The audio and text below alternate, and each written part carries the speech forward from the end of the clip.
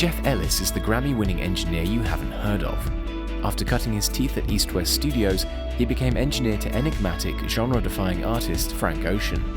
Now, after 2 albums and 5 years working in near secrecy, we talk to Jeff about new projects, mixing approach, preparing for the unexpected, and the influence of artistry on engineering. I'm Jeff Ellis, and I'm a recording engineer, record mixer, and most people know my work from being Frank Ocean's engineer for the last 5 years or so.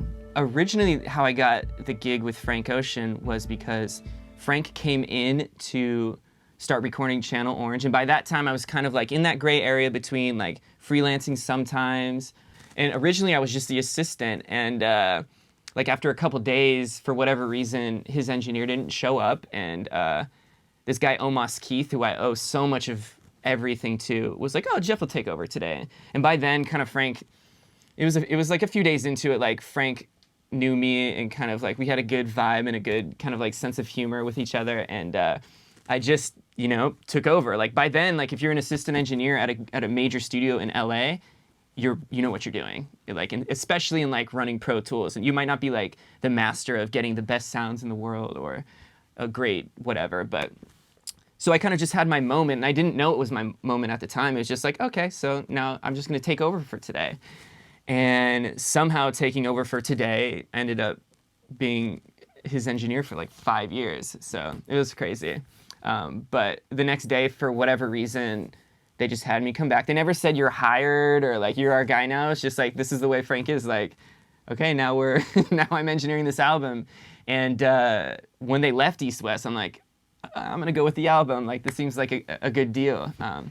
It's like even before Frank was famous or whatever, like you could tell something was really special. So I just wanted to be a part of that project. So like every young engineer comes to the point where they're like, well, do I leave the safety of the paycheck of the studio or do I go freelance? And I was like, well, I guess there's no time like the present. So I just took a chance, and luckily Frank had me stick around for a while. So I'm just like super lucky that being part of that through osmosis, I kind of was able to accidentally learn the craft of being an artist in the sense of like the art section of being an engineer and a mixer and a producer, like, and then I already had the technology background that I learned from all the people that I observed at East West, and then by watching people like Om'Mas work and watching people like Malay work and all the other people that are, you know, you can see the credits, but it forced me to reevaluate the way I thought about engineering and mixing and stuff, because someone like Malay could make a mix that sounded way cooler than mine, and I would be like, how is he doing this? Like, he doesn't know as much as I know about engineering and this and that. And then one day I clued in, like, wait a second, like he's coming from a place of art. And if you're wondering, Malay is a great engineer, but we're all learning. Like, he was becoming a better engineer, and now he's a fantastic engineer, but he was always a great producer. And like, I'm watching the way that he was working, and I was kind of like, my mind was becoming more focused in aesthetic and vibe, not caring so much about the tech part of things. So I learned a lot from them. So I kind of started out as this little like green engineer, and bring to now, it's like I feel like I'm a completely different person now. But the biggest thing to take from all that is being around Frank in his camp is like taught me how to think like an artist rather than a technician. And I think that's really important for any engineer. We asked Jeff how he went about preparing for freeform sessions with Frank, knowing that there was no fixed plan. Part about being a good engineer is like developing a relationship with the artists and the producers and kind of like knowing what they're gonna need. And then you hope for the best, and sometimes you end up having to scramble and do something that you didn't think in a million years you'd have to do, or like all of a sudden Pharrell shows up out of nowhere and you're like, oh my God, it's Pharrell. Like, now I have to be prepared for like whatever he needs. It's like, it's a lot of scrambling, and like, but using your best judgment. And I'd always have a vocal microphone set up, a bunch of keyboards that he liked. Every once in a while I'd have some drums set up if I got some inkling that we might be doing some of that. Always like an SM58 or SM7 or you know, any kind of like good handheld microphone, because a lot of the times like we're getting ideas out, we don't want to wait to like, oh, he doesn't even want to wait to go in the booth. Like, he has an idea coming. You got to be able to like grab for the microphone and capture that as soon as possible. So the biggest thing when expecting the unexpected is don't let the engineering get in the way. So don't have some crazy vocal chain with like 2 compressors and like a bunch of EQ when you know you're probably going to end up punching the vocal in sometimes later. It's about good headroom. Use great gear that you can depend on. Like, I love the Telefunken U47 variant because it sounds to me as good as the original, with 0 chance really that there's going to be any issues with an old faulty tube, or oh, I pulled the one U47 that, you know, is ready to die or whatever. So great, reliable, trusted gear can help any session run smoothly. But yeah, I could go at length about just never let the engineering get in the way of the art, and do your best with the given knowledge that you have for the session. When you're dealing with the best players and the best musicians and great gear, as an engineer, you should be able to get a fantastic sound really quickly. And if it's taking you too long to do anything, you're just being extra, as we would say in the States. So, yeah. What about the recording chain for Frank's voice? Were there any secrets to the sound? Well, Frank's voice itself is so good that he sounds good on every microphone. We've just always gravitated towards the U47s on his voice, just because he has this tremendous chest voice, which, you know, the U47 is able to capture that really well. Another thing I like about the 47 is it's not very bright. And as you tend to compress vocals, you know, a vocal might be compressed once when it's being recorded, another time with a plugin, possibly a third time a little bit more, and then, you know, the whole song is going to get compressed, and then the whole song is going to get limited. So with all these layers of compression, it tends to keep getting brighter and brighter, and then any kind of like sibilance and whatnot keeps kind of like getting more out of control. So I've always liked the way that the U47 starts off kind of dark, and once you compress it a few times, it kind of lands in a beautiful place. And then I don't like cutting a lot of low end out of voices. I really love chest voice, because to me that the chest voice is the emotional part of a vocal. So yeah, I mean, 47 is great at capturing his resonance. I mean, I almost always use a Neve preamp on Frank's voice, and just I'm not too big on compressing his voice going in. If he's rapping, his rapping voice sounds really good when it's 1176, kind of like cranked a little bit. Because that compressor can cause some artifacts that, to me, have always sounded cool whilst rapping. If you're singing a ballad or whatever, it just doesn't. The compressor catches in ways that kind of mess with the dynamics too much for me. But if he's singing, you know, I'm probably not even going to be compressing it at all. It might go through an LA 2A, just through it, but with the threshold not doing anything. But yeah, there's no rules to anything. There's no special secret chain. The only secret to Frank is just his voice is amazing. When it comes to effects, what is Jeff's approach? Channel Orange everything was really basic because you know, that was before we had our own like Frank Ocean computer rig that we could take from studio to studio. So most of the album was like, there wasn't a lot of effects. We had to keep things simple. We stayed like Waves, Platinum plugins and below, just because we knew that would be at every studio. So we kept things really simple with the effects and just made sure to record everything in an interesting way. You know, Frank's producers had a lot to do with that. And, you know, when you record everything, the whole Channel Orange was mixed in the box with basic plugins, and it sounds ultra analog, and that's just because everything was recorded really well with great players through really, you know, nice gear, because we were lucky enough to be in nice studios. So that was a good lesson for me. It's like after the album came out, everybody was telling me how great it sounded. And of course, like, whenever you do an album, you have your own insecurities about how things sound. But everybody's like, oh, it sounds so great, and this and that. I was like, well, it sounds so great because the songs are great, the arrangements are great, and then we took the time to do our best in the engineering. And yeah, you can do, if you're sitting at home watching this, like, you don't need the latest and greatest plugins. They're fun. They're really cool to try and experiment, and you can incorporate those in your workflow, and they're really, really helpful. But to make great art, you have to work with great artists and be a great artist. And my biggest takeaway with the effects of everything was that you can get it done with basic plugins. But that being said, I've always loved H delay. There's H delay all over Channel Orange. And for Blonde, like we had for most of it, Frank had his own computer system with his own plugin, so we could get a little bit more experimental with that. So that's when the UAD plugin started creeping in.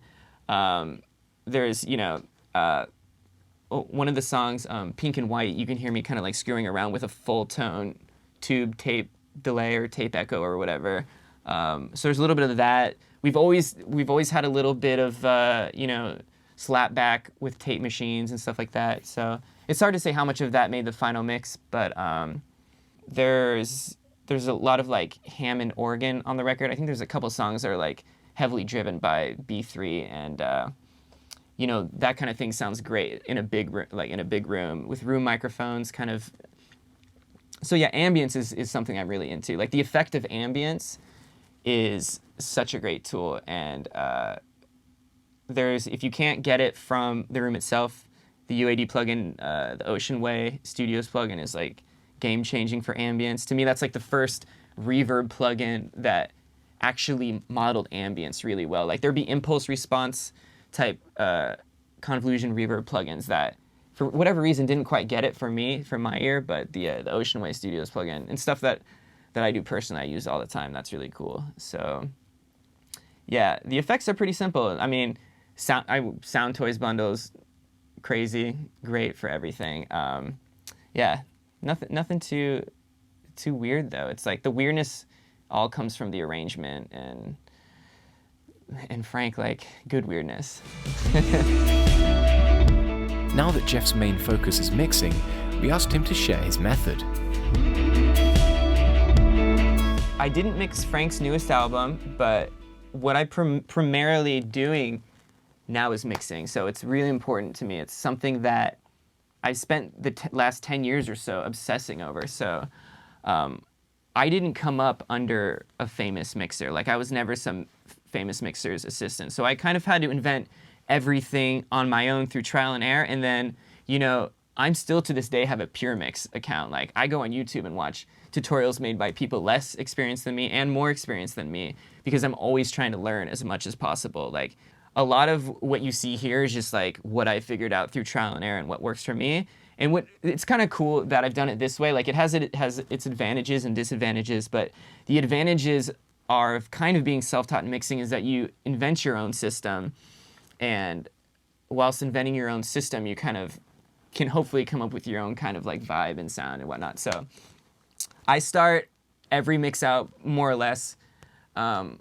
just crafting the aesthetic of the sound through these PMC speakers. If I'm doing detail-oriented things like setting reverb types and delays and just like how I'm going to EQ the vocals or various instruments, I'll start out listening really quietly on my PMCs. Like, I have a little meter here, and usually, honestly, I'm around, like, this thing says 65 on it a lot of the time. So it's really quiet. I start off really quiet, and then once I kind of have every element of the mix sounding great to my ears, what I'll do is I'll bring the mix down off the PMCs to these little pile home speakers that I have attached to my desk. I got those because as an experiment. Like, I wasn't happy with speakers that I was using to simulate kind of like bad speakers. It's just like the kind of like mid-rangey, boxy sound isn't like what a bad speaker sounds like anymore. A bad speaker now is your cell phone speaker or a laptop or a computer speaker. So I got lucky with the piles. I was like looking at like I said before, I'm always learning, seeing what other people are doing, and I know CLA has his radios and boomboxes and stuff he uses, and I was like trying to research that. I'm like, what are the other pros doing? Like, the people that have come before me that are so successful, like, what are they doing to simulate that? And so I was looking at the CLA says he's using this Sony model of thing, and obviously that makes it really expensive. So I'm like, screw that. I'm like not gonna get his thing. It doesn't even it's like, I'm sure it works great for him, but like I can't get this stuff anymore. So what are my crappy speakers gonna be? And luckily on the first pair that I ordered, these piles, I'm like, I'm gonna just go on Amazon and find some low-end speaker system, a bookshelf speaker. And the first ones I got were like, wow, like not only do I kind of like how they sound, I started mixing with them, and it was extremely beneficial for me. So that became my low-end speaker system reference. And they're kind of like naturally a bit lazy in that if there's elements of the mix that aren't getting the level of excitement that they really need, this really highlights that. So I could have a mix sounding pretty great on the PMCs, and I bring it down there, and I'm like, oh, my drums are like a little bit dull here, and it just makes it really obvious. So between these two speaker systems, I feel like I'm really like in the ballpark of this mix is going to translate really well. Once I take my mix from those pile speakers, usually the next step will be to the MacBook Pro speakers, which is the reason why I have this laptop here. I can pull up the lid, and now I'm listening, and a source that's hugely important to any band's mix is like, how is it going to perform on a blog?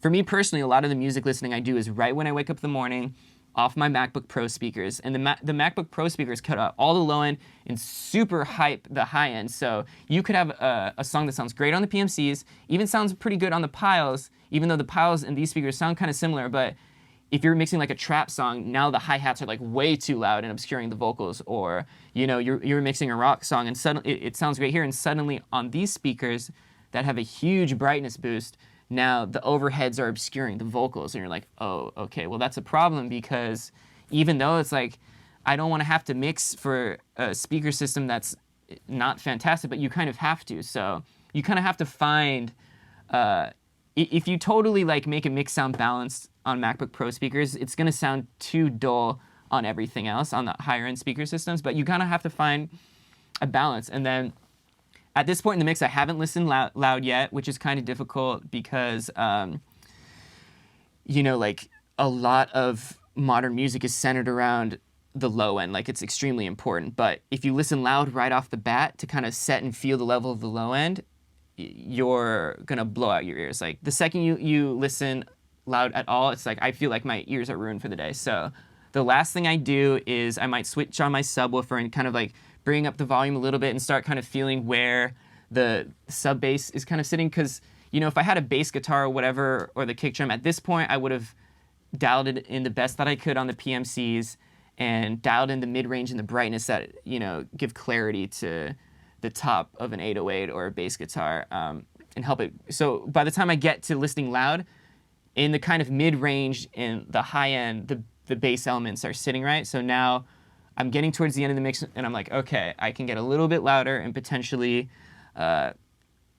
reduce my hearing a little bit at this point. So what I'll do is, like, I'll switch in my sub, but a lot of times, like, these days, I'm like, there is no rules about how loud or soft sub bass frequencies should be. Like, it's all over the place, and it's like there's no international standard of how it should sound or how it shouldn't sound. So really, it's about your own personal aesthetic, and it's a battle between headroom and loudness. So the louder your 808s are, or the louder whatever your sub kick is, the quieter your stuff is going to sound on a laptop speaker that filters all that stuff out, because you've used up a lot of headroom to create huge bass on a track. So you kind of have to just use your best judgment and decide. The louder the sub bass is, potentially it could distort on certain playback systems. So you have to decide if you care about that, because some of the dopest hip-hop songs of all time will distort on crappy speakers unapologetically. Like, that's all part of it. You have to decide. So a lot of that is based in aesthetic. So lately I've been setting my low end to sound great in Beats by Dre headphones. Like, I know that sounds crazy if you're coming from like a staunch engineering background, but like, that's what people are listening to your music on, and that's most likely the place where, it's a common playback system where you really will be getting those lower frequencies, because those are like the Beats Studio 2 or whatever. They actually can like faithfully replicate low end on headphones, which is kind of rare. So that makes them exciting for people who just like to listen to music. So, and then, so I'll kind of like get towards the end of my mix, start listening a little bit louder, set the low end on my headphones and a little bit with the sub in my room. And then the final step is I'll listen loud for the first time. In my lounge, I have another pair of speakers set up with a subwoofer, and I'll just crank that for the first time. And that's when I'll get like the tactile response of how this bass is interacting with my body. I'll sit on the wall and I'll kind of like feel where the low end should be at. So it's kind of like a multi-tiered approach. And then finally, once I'm done with all of that, I'll bring it back to my PMCs, listen down, and then that's the phase where, if the song calls for it, I'll be doing some overall automation of the vocals, drums, bass, and music as a whole. So that's kind of my process that I've invented. So who knows how similar or different that is from everybody else? I don't really know, because I kind of came up doing this myself. So all the way back on Channel Orange, one of my favorite parts about the engineering of Channel Orange was recording the strings. And Channel Orange is an album that, though it's like an urban contemporary album, according to the Grammys, that's the genre, it's got tons of, beautifully created computer elements and tons of beautifully created human elements. And one of the human elements is there's a great string sound on the record. And I learned from when I was coming up as like an intern or whatever, there's this guy named Ken Sluter, epic engineer, producer, who taught me about this method, which he called the Chicago Jingle, which was a system that they developed back when they were doing jingles to get like a big string sound with just a couple players with a great stereo image. So what essentially I did with that was, we only had a couple string players. So what I did was I set up, a bunch of chairs, like how you would set up, first violin, second violin, viola, cello, bass, whatever, the normal spread. And as we would do a string pass, I would have the players move to the next seat over. So each pass isn't in the stereo image right on top of each other. So in doing that, the whole string sound is just a stereo pair of AEA 440s. I think that's what they're called. They're just basically the RCA 44 version that AEA makes, which is the best microphone ever. It has all the, warmth and Disney sound of the RCA 44 with none of the issues with noise floor and all that. It like virtually has no noise floor. It's amazing. So I set up 2 of those, and yeah, they would just go from seat to seat as we started layering the string sounds. And the advantage of that, instead of just one person standing still and just playing over themselves, is that you get the actual